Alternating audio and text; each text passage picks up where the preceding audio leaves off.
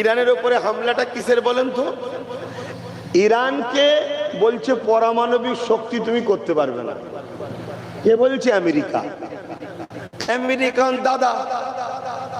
দাদা বলছে তোমার পারমাণবিক শক্তি করা যাবে না। সেই ইরানকে তছনছ করে দিল, কিন্তু পারমাণবিক শক্তি পেল না। আফগানের সঙ্গে ওই করতে গেছিল, কিন্তু আফগান এমন পিটান পিটিয়েছে, আব্বাজান বলতে বলতে পালিয়ে গেছে। কথা বুঝাচ্ছে? 20 বছর ধরে আফগানের পিছনে লেগেছিল, কিন্তু ওখানে মার খেয়ে পালিয়েছে। তো এদের লক্ষ্য হলো মুসলিম কান্ট্রির হাতে যেন পারমাণবিক শক্তি না থাকে। কেন? এই শক্তি যদি থাকে তাহলে এদেরকে চমকানো, ধমকানো, গোলাম বানানো, ভয় দেখানো সম্ভব না। ছোট ছোট ইসরায়েল কোনো দেশই নয়, অবৈধ দেশ। কথা বুঝে আসছে? মানচিত্রেই নয়। সেই ইসরায়েলের হাতে পারমাণবিক শক্তি আছে, কিন্তু সে মুসলমান না হওয়ার দরুন সে করতে পেরেছে, তার উপরে জুলুম করেনি। কিন্তু ইরান পৃথিবীর শুরু থেকেই কিন্তু একটা ইরানের ঐতিহ্য আছে। আগে নাম আলাদা ছিল ঠিকই, কিন্তু অনেক পুরাতন জিনিস। সেই জায়গায় তার উপরে কিন্তু অ্যাটাক হচ্ছে। কেন? এই পাওয়ারটা থাকলে ওকে চমকানো, ধমকানো, গোলাম বানানো সম্ভব নয়। মনে রাখবেন, পারমাণবিক শক্তি মানুষ তৈরি করেছে। পারমাণবিক শক্তি যাদের কাছে আছে সেই দেশগুলো ভয় করে একটা ইমানদার মুসলমানকে। জোরে বলুন সুবহানাল্লাহ।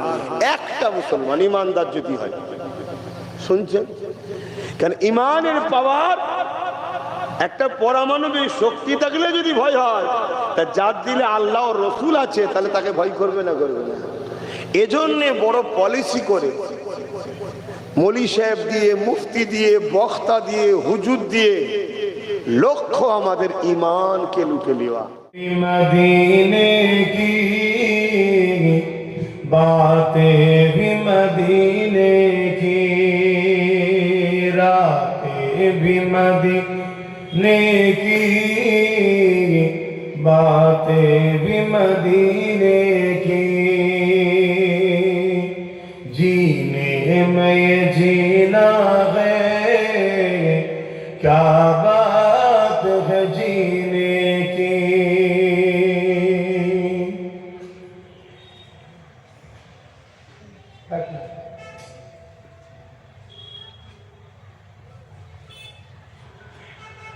तारीफ के लायक जब अल्फाज नहीं मिलते, तारीफ के लायक जब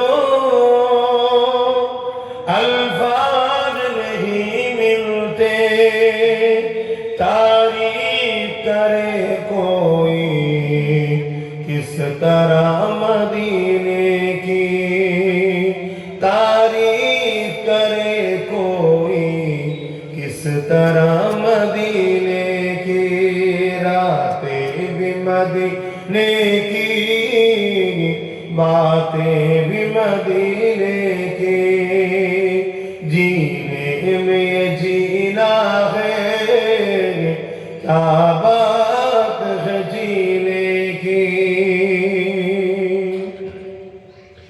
ओ अपने निगाहों से मस्ताना बनाते हैं, ओ अपने निगाहों से दीवाना बनाते हैं, जहमत भी नहीं देते मैं खार को पीने की, जहमत भी नहीं देते मैं खार को पीने की, रातें भी मदीने की, बातें भी मदीने की, जीने में जीना है, क्या बात है जीने की।